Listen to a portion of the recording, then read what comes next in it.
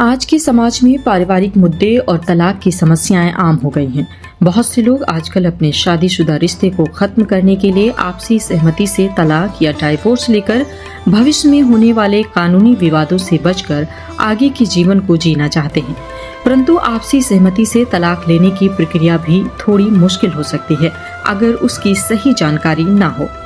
इसीलिए इस लेख में हम जानेंगे कि अदालत में आपसी सहमति से तलाक लेते समय पति पत्नी से कौन कौन से प्रश्न पूछे जाते हैं और इन सभी प्रश्नों का सही उत्तर कैसे दिया जाए। इसके साथ ही आज हम इस बारे में भी आपको जानकारी देंगे कि इस प्रक्रिया के दौरान आपको किन किन दस्तावेजों की आवश्यकता होती है और किन बातों का ध्यान रखना चाहिए। आशा है कि इस वीडियो के अंत तक आप इस महत्वपूर्ण कानूनी प्रक्रिया के सभी पहलुओं को अच्छे से समझ पाएंगे।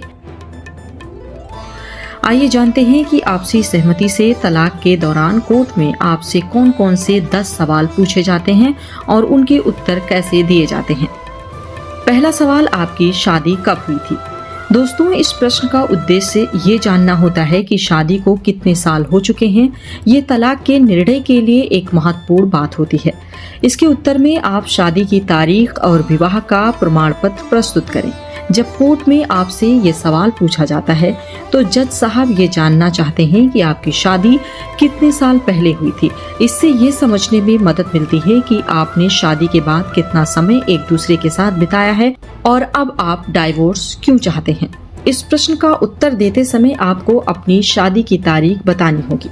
इसके बाद आप शादी के प्रमाण के रूप में मैरिज सर्टिफिकेट, शादी के कार्ड या शादी की फोटो भी पेश कर सकते हैं। ये जानकारी जज साहब को ये समझने में मदद करेगी कि आपकी शादी को कितने साल हो चुके हैं। अगला सवाल हो सकता है कि आप लोग कब से अलग रह रहे हैं। जब आप कोर्ट में आपसी सहमति से तलाक के लिए जाते हैं तो जज साहब आपसे पूछते हैं कि आप दोनों कब से अलग रह रहे हैं। इस प्रश्न का उद्देश्य ये जानना होता है कि क्या आपने तलाक की याचिका पिटीशन दायर करने से पहले कम से कम 1 वर्ष तक का समय अलग रहकर बिताया है या नहीं। इस सवाल का उत्तर देते समय आपको ये बताना होता है कि आप और आपके साथी ने किस तारीख से अलग रहना शुरू किया।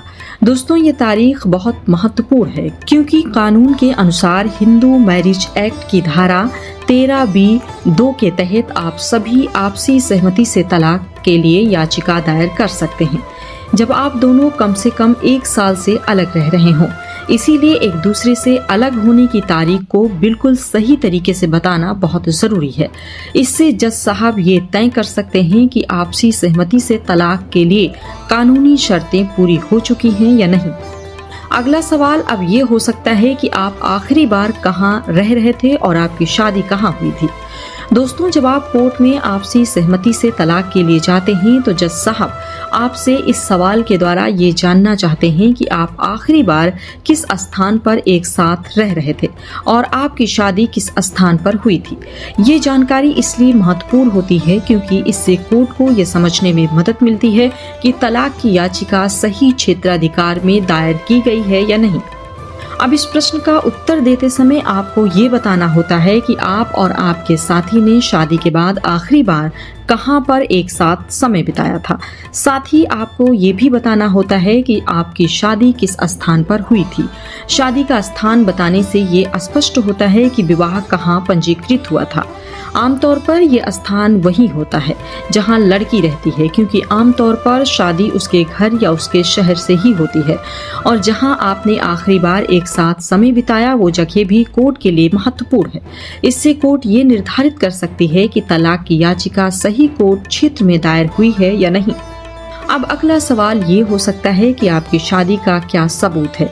तो दोस्तों, जब आप तलाक की प्रक्रिया में होते हैं तो कोर्ट ये सुनिश्चित करना चाहती है कि आपकी शादी वास्तव में हुई थी। इसके लिए जज आपसे शादी का प्रमाण मांगते हैं। इस सवाल का जवाब देने के लिए आपको कुछ दस्तावेज और सबूत पेश करने होते हैं जो आपकी शादी को प्रमाणित कर सके। इस सवाल के उत्तर देने का तरीका सबसे पहला और महत्वपूर्ण प्रमाण होता है शादी के समय ली गई तस्वीरें। आमतौर पर शादी के दौरान खींची गई फोटोज को कोर्ट में प्रस्तुत किया जाता है। ये एक महत्वपूर्ण प्रमाण होता है क्योंकि तस्वीरें दिखाती हैं कि शादी कब और कैसे हुई थी। दूसरा प्रमाण होता है शादी का कार्ड। ये कार्ड शादी के कार्यक्रम की जानकारी देता है, जैसे शादी की तारीख, स्थान और दोनों परिवारों के नाम। ये भी आपकी शादी का प्रमाण माना जाता है। और यदि आपकी शादी रजिस्टर हुई है तो रजिस्ट्रेशन सर्टिफिकेट को पेश करना सबसे अच्छा सबूत होता है। ये कानूनी रूप से आपकी शादी को प्रमाणित करता है और कोर्ट में इसे सबसे अधिक महत्व दिया जाता है। लेकिन अगर आपके पास शादी का कार्ड या फोटोग्राफ नहीं है तो आपको एक शपथ पत्र दाखिल करना होता है। इसमें आपको यह स्पष्ट करना होता है कि शादी का कार्ड क्यों उपलब्ध नहीं है, जैसे कि वो खो गया हो या शादी बहुत पुरानी हो चुकी हो। अगर फोटोग्राफ्स भी नहीं है तो इसका कारण भी शपथ पत्र में लिखना होता है। अब आगे अगला सवाल जज साहब कर सकते हैं कि शादी से आपके बच्चे हैं या नहीं। अगर हैं तो उनकी कस्टडी किसके पास है। दोस्तों, तलाक की प्रक्रिया के दौरान जज साहब ये भी जानना चाहते हैं कि आपकी शादी से बच्चे हुए हैं या नहीं। यदि बच्चे हैं तो उनकी कस्टडी से जुड़े सवाल भी पूछे जाते हैं। ये प्रश्न इसलिए महत्वपूर्ण होता है क्योंकि बच्चों की देखभाल और परवरिश के बारे में कोर्ट को निर्णय लेना होता है। तो दोस्तों, इसका उत्तर देने का तरीका इस प्रकार हो सकता है। अगर बच्चे हैं तो उनकी संख्या, उम्र और वर्तमान स्थिति के बारे में जानकारी देनी होती है। यदि बच्चे हैं तो अगला सवाल होता है कि उनकी कस्टडी किसके पास है। ये भी पूछा जा सकता है कि तलाक के बाद बच्चे किसके पास रहेंगे। यदि दोनों पक्षों के बीच कस्टडी पर सहमति हो चुकी है तो उस बारे में कोर्ट को बताना होता है। अगर सहमति नहीं है तो जज साहब इस मुद्दे पर गहन विचार करेंगे और दोनों पक्षों के तर्क सुनेंगे। वहीं अब अगला सवाल हो सकता है कि क्या आपने आपसी सहमति से तलाक के लिए कोई एग्रीमेंट बनाया है। दोस्तों, एग्रीमेंट बनाना इसलिए महत्वपूर्ण होता है ताकि दोनों पक्षों के बीच भविष्य में किसी भी तरीके का विवाद ना हो। एग्रीमेंट में तलाक से जुड़ी सभी शर्तों को स्पष्ट रूप से लिखा जाता है। इसमें यह शामिल होता है कि पति पत्नी किन किन शर्तों पर सहमत हुए हैं, जैसे कि बच्चों की कस्टडी, संपत्ति का बंटवारा और किसी भी प्रकार की वित्तीय सहायता का भुगतान कैसे और कब होगा। भारत में तलाक के दौरान ये अक्सर देखा गया है कि पहले मोशन में पत्नी को एक बड़ा भुगतान मिल जाता है, लेकिन दूसरे मोशन में वो तलाक लेने से इनकार कर देती है।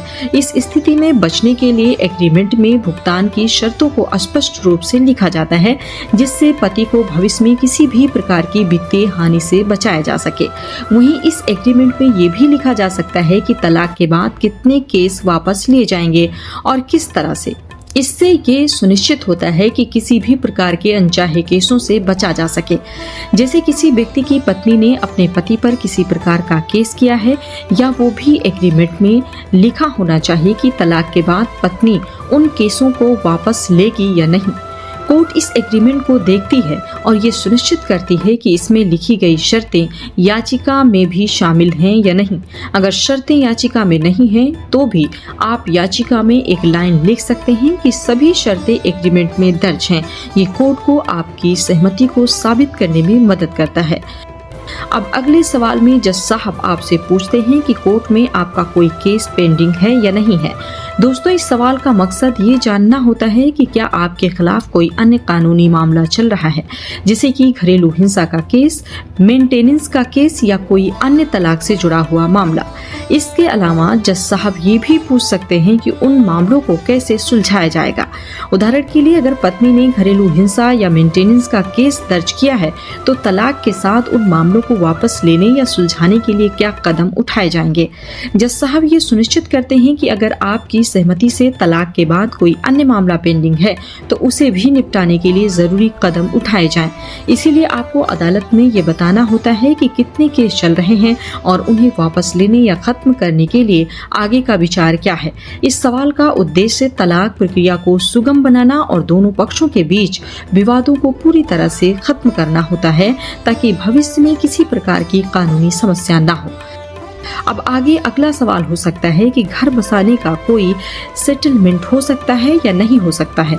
इस सवाल के तहत कई बार जज साहब ये जानना चाहते हैं कि तलाक के बजाय शादी को बचाने का कोई तरीका है या नहीं। इसके लिए वे आपसे पूछ सकते हैं कि क्या कोई ऐसा समाधान है जिससे आप दोनों का घर फिर से बस सके। अगर जज को लगता है कि सुलह की गुंजाइश है तो वे आपको काउंसलिंग के लिए भी भेज सकते हैं। काउंसलिंग का मकसद ये होता है कि आप दोनों के बीच की समस्याओं को समझा जाए और उन्हें हल करने की कोशिश की जाए। अगर काउंसलिंग से कोई सकारात्मक परिणाम निकलता है और आप दोनों फिर से साथ रहने के लिए तैयार हो जाते हैं तो तलाक की प्रक्रिया रुक सकती है। लेकिन अगर आप दोनों स्पष्ट रूप से तलाक चाहते हैं और सुलह का कोई रास्ता नहीं है तो जज साहब ये सुनिश्चित करेंगे कि तलाक की प्रक्रिया को आगे बढ़ाया जाए। आगे जज ये भी एक सवाल कर सकते हैं कि आप पत्नी को कितना पैसा देंगे। इस सवाल से अक्सर जज साहब ये जानना चाहते हैं कि आपने तलाक के दौरान पत्नी को कितनी राशि देने का फैसला किया है।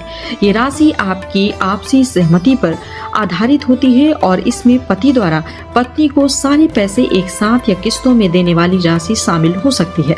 साथ ही ये भी महत्वपूर्ण है कि आपने पैसे किस तरीके से पैसे देने का निर्णय लिया है। आमतौर पर पैसे देने के लिए चेक या कैश का उपयोग किया जाता है, लेकिन सबसे सुरक्षित तरीका डिमांड ड्राफ्ट होता है।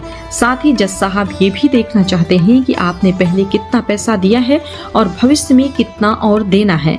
अगर आपने पहले ही कुछ राशि चुका दी है तो इसकी जानकारी भी जज साहब को देनी होती है। यदि आपका सेटलमेंट किस्तों में है तो आपको बताना होता है कि हर किस्त की राशि कितनी होगी और भुगतान करने की तारीखें क्या होगी।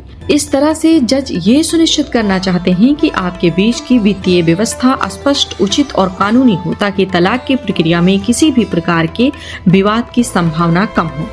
आगे एक अंतिम सवाल जज ये भी कर सकते हैं कि आपने पैसे और अन्य सामान प्राप्त किया है या नहीं। दोस्तों, अक्सर जब तलाक की प्रक्रिया के अंतिम चरण में पहुंचते हैं और सभी दस्तावेजों पर साइन हो जाते हैं तब जज साहब एक महत्वपूर्ण प्रश्न पूछते हैं। जज साहब आपकी पत्नी से पूछते हैं कि आपने जो पैसा या अन्य सामान जैसे सोना या गहने आपको देने की बात की थी, क्या वो सब आपने प्राप्त कर लिया है। यदि पति ने पत्नी को पैसे दिए हैं या कोई गहने दिए हैं तो जज साहब ये सुनिश्चित करना चाहते हैं कि पत्नी को सब कुछ सही मिला है और वो पूरी तरह संतुष्ट है। साथ ही जज साहब ये भी पूछते हैं कि क्या पत्नी को प्राप्त हुए पैसे या सामान से वे पूरी तरह संतुष्ट हैं या नहीं। ये महत्वपूर्ण है ताकि तलाक के बाद किसी भी प्रकार की शिकायत या विवाद की संभावना न रहे। इस प्रश्न के जवाब के बाद अगर पत्नी ने सब कुछ प्राप्त कर लिया है और संतुष्ट हैं, तो जज तलाक के लिए अंतिम आदेश पास करते हैं। इससे आपकी आपसी सहमति से तलाक की प्रक्रिया पूरी हो जाती है। इस तरह से जज ये सुनिश्चित करते हैं कि सभी शर्तें पूरी हो चुकी हैं और दोनों पक्षों के बीच का विवाद समाप्त हो गया है। उम्मीद करते हैं आपको इस वीडियो से कुछ जानकारी जरूर मिली होगी। आप इस वीडियो को शेयर जरूर करेंगे। ऐसे अन्य वीडियो के लिए बने रहें द दस्तक 24 के साथ। नमस्कार।